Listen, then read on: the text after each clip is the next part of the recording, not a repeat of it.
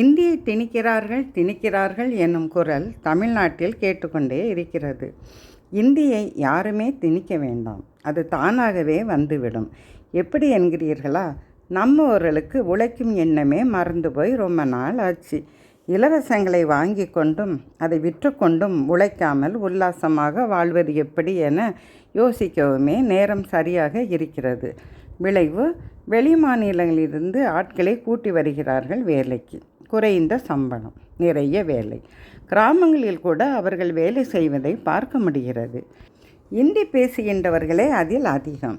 இந்நிலை தொடர்ந்தால் என்னவாகும்? இந்தி பேசும் வட மாநிலத்தவர் தமிழகத்தில் பெரும்பான்மையாக இருப்பார்கள்.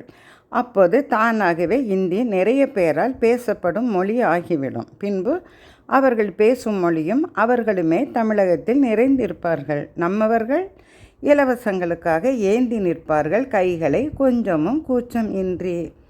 கவிஞர் தமிழ்மகள் லலிதா.